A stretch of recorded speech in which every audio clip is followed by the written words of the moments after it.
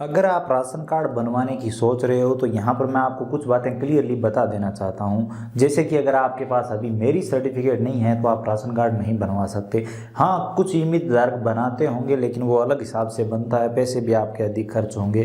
तो मेरी सर्टिफिकेट तो आपको चाहिए ही होगा। और अगर आपने अपनी शादी के तुरंत बाद मेरी सर्टिफिकेट नहीं बनवाया है तो मेरी सर्टिफिकेट बनवाना टेढ़ी खीर है भैया, क्योंकि मेरी सर्टिफिकेट में इतना बड़ा तो फॉर्म होता है और काफ़ी लोगों के डॉक्यूमेंट भी चाहिए होते हैं और काफ़ी सारे साइन भी उस फॉर्म पे चाहिए होते हैं। उसके बाद आप मेरी सर्टिफिकेट बनवा सकते हैं।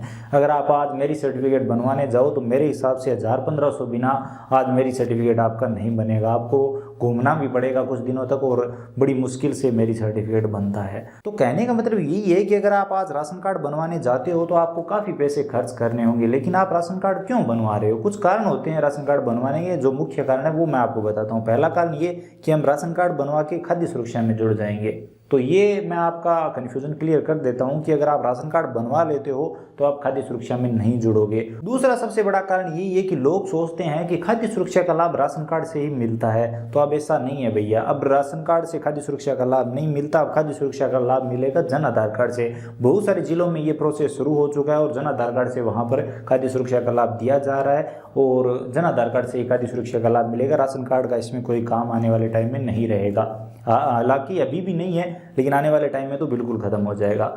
तीसरी चीज़ ये है कि अगर हमारे पास राशन कार्ड होगा तो ही हम खाद्य सुरक्षा का फॉर्म भर सकते हैं। सबसे पहले आप सभी मुझे एक बात बताओ कि इस बार जब खाद्य सुरक्षा के फॉर्म भरे गए थे तो कहीं पर आपको राशन कार्ड की जरूरत पड़ी थी? मेरे हिसाब से तो नहीं पड़ी थी, क्योंकि जन आधार कार्ड से खाद्य सुरक्षा के फॉर्म भरे गए थे और जब वो खाद्य सुरक्षा के फॉर्म अप्रूव हो रहे हैं तो आपको एक सर्टिफिकेट मिल रहा है, एक प्रमाण पत्र मिल रहा है जो जिसमें लिखा हुआ है कि आप खाद्य सुरक्षा के लिए हकदार हो और आपको खाद्य सुरक्षा का लाभ दिया जाएगा। अब उस प्रमाण पत्र का क्या होगा आने वाले टाइम में, कैसे उस प्रमाण पत्र से खाद्य सुरक्षा का लाभ मिलेगा, ये तो समय बताएगा। मेरे हिसाब से ये भी हो सकता है कि राशन कार्ड में उस प्रमाण पत्र की सीडिंग की जाए या फिर डायरेक्ट जन आधार कार्ड से ही लोगों को खाद्य सुरक्षा का लाभ दिया जाए। तो अगर आप खाद्य सुरक्षा के लिए राशन कार्ड बनवा रहे हो तो आप मत बनवाओ, क्योंकि खाद्य सुरक्षा के फॉर्म बंद है और मुझे नहीं लगता कि अब 1-2 सालों तक खाद्य सुरक्षा के फॉर्म शुरू होंगे। अब अगला जो एक बड़ा कारण है मनरेगा जॉब कार्ड बनवाने के लिए राशन कार्ड बनवाना। लोग सोचते हैं कि मनरेगा जॉब कार्ड बिना राशन कार्ड के नहीं बनता। अगर आपके पंचायत वाले सिर्फ आपसे ही राशन कार्ड मांग रहे हैं तो अलग बात है। बाकी मैंने ऐसे बहुत सारे केस देखे हैं जो लोग बिना राशन कार्ड के जॉब कार्ड बनवाते हैं और बनाते भी हैं लोग। तो आप वो बनवा सकते हैं। अगर आप उसके लिए बना रहे हो तो मेरे हिसाब से कोई वैलिड पॉइंट नहीं है। राशन कार्ड बनवाने के लिए जो अगला पॉइंट है वो है जन आधार कार्ड बनवाना। कई लोग कहते हैं कि हम जन आधार कार्ड के लिए पहले राशन कार्ड बनवा रहे हैं, तो ऐसा बिल्कुल नहीं है। अगर आपके पास राशन कार्ड होगा तो भी आप जन आधार कार्ड बनवा सकते हो और अगर आपके पास राशन कार्ड नहीं है तो भी आप बहुत ही आसानी से जन आधार कार्ड बनवा सकते हो। जन आधार कार्ड में कहीं भी राशन कार्ड कंपलसरी नहीं है, तो ये भी आप समझ लीजिए। अगर आप इस कारण से राशन कार्ड बनवा रहे हो तो कोई ज़रूरत नहीं है एक बार। तो अब यहाँ पर सवाल ये उठता है कि आखिर हमें राशन कार्ड बनवाना चाहिए या फिर नहीं।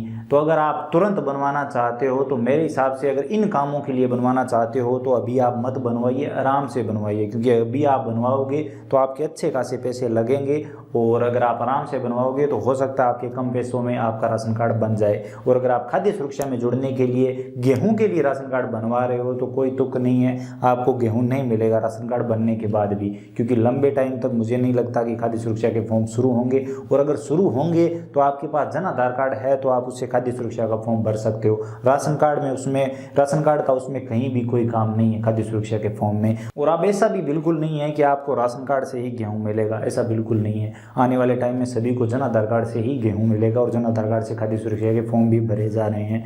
तो अगर आप इन कारणों से बना रहे हो तो मेरे हिसाब से अभी आप मत बनवाइए। इसी के साथ यहाँ पर एक सबसे बड़ा सवाल ये है कि यहाँ पर जो लोग बिना मेरी सर्टिफिकेट के राशन कार्ड बना रहे हैं, क्या वो तरीका सही है? क्या उस तरीके से हमें राशन कार्ड बनवा लेना चाहिए?